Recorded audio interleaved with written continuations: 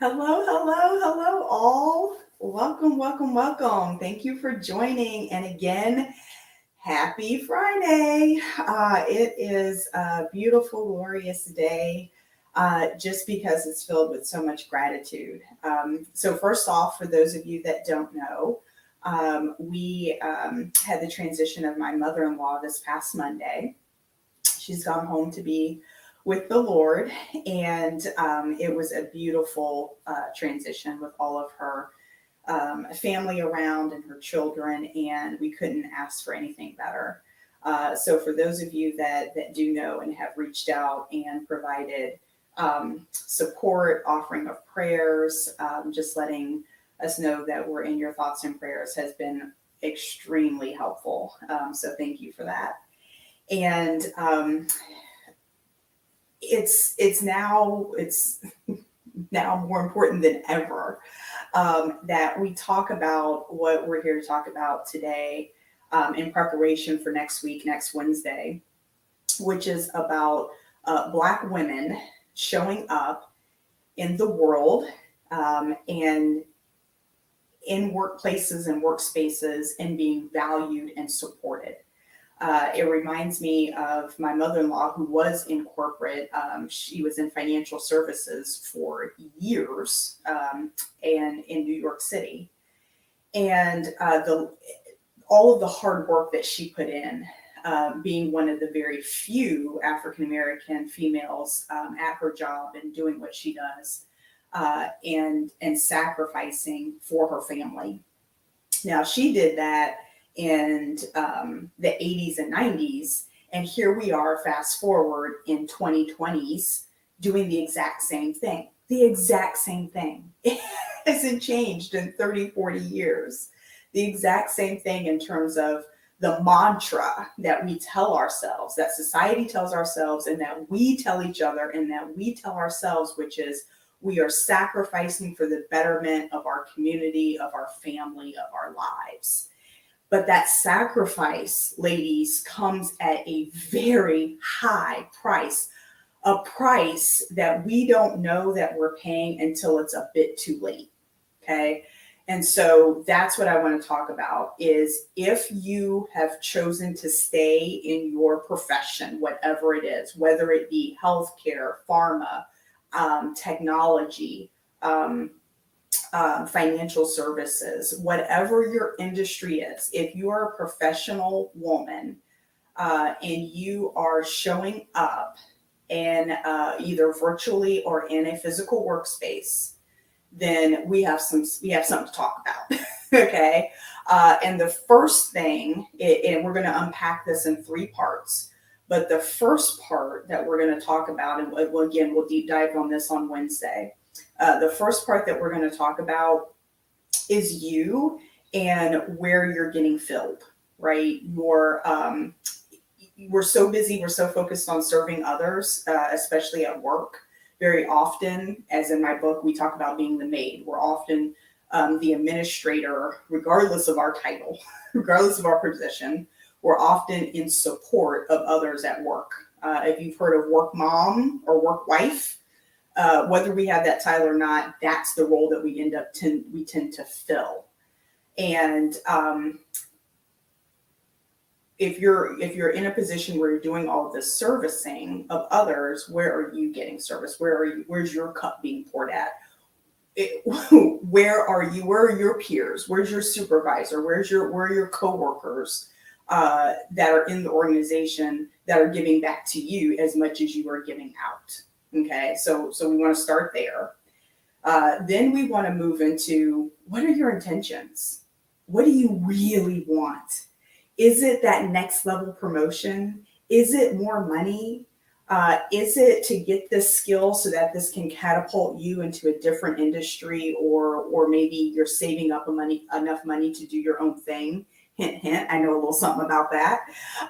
What is it? What are your dreams? What are your goals? Let's really take a step back and unpack that and be a little bit selfish, right? Because we start off again with the motion of serving others and sacrificing our time and our bodies and our energy and our mental in order to help other people. But let's take a step back and think about, what is it that I really want? I'm doing all this sacrificing and all this giving and all this putting out. What is it really, really for? Okay. And sit with that for a minute and really, really think about your intention. And you might be surprised about how far off course you got from your original intention. Okay. And then the third part that we're going to unpack, which is my favorite because it's the lesson that I learned most recently, just in the last few years. And ironically, it was my white male executive coach that helped me learn this lesson. And he specifically said, Angel, you can't do this alone. And that was eye-opening for me because I had been so used to doing it alone, right? As a project manager in the tech space, yes, there are a team of people that are coding, that are testing, that are doing all this stuff.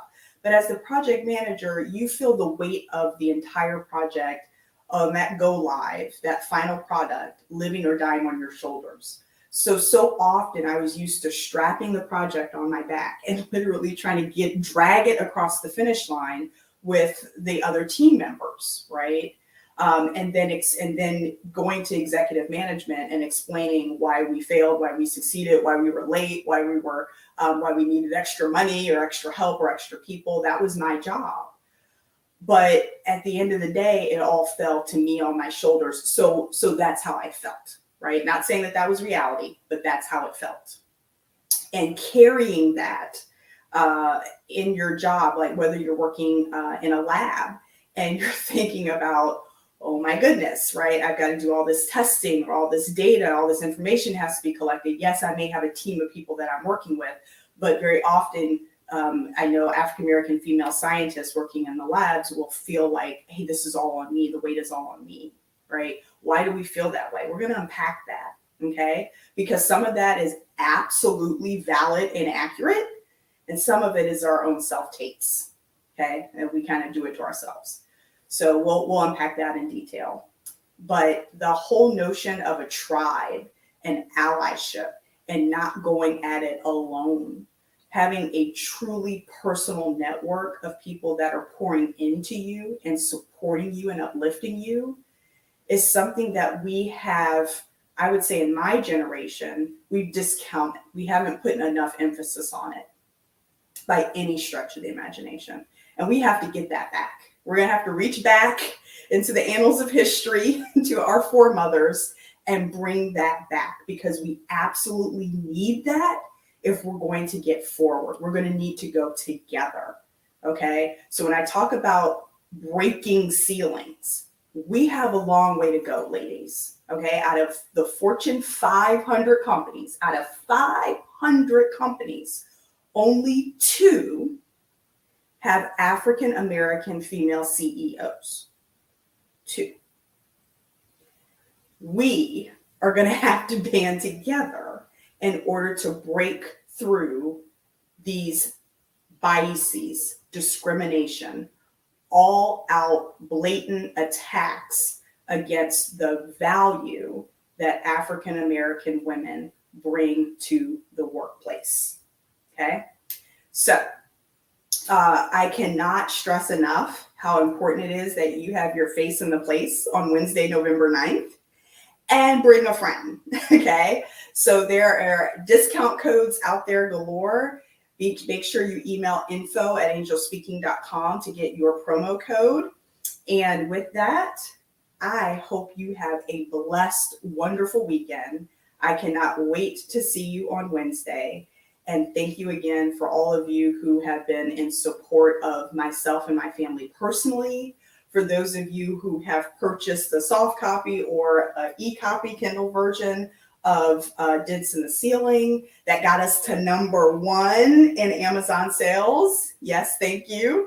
And to those who are reaching out to your peers or your active allies that might need training, coaching, seminars, workshops, keynotes for Q1 of next year, right? Because we are staring Martin Luther King Jr., Black History Month and Women's History Month in the face. So now's the time to plan.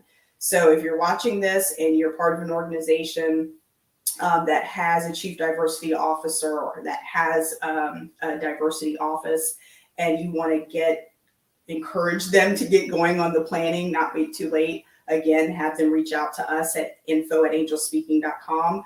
I have a network, a consortium of coaches and DE&I consultants that can help support and would love to do so, because again, we have to all be in this together to create an inclusive environment where every person from an underrepresented population feels included at work and has a voice. So with that, thank you all. Have a wonderful weekend. Blessings. Bye-bye now.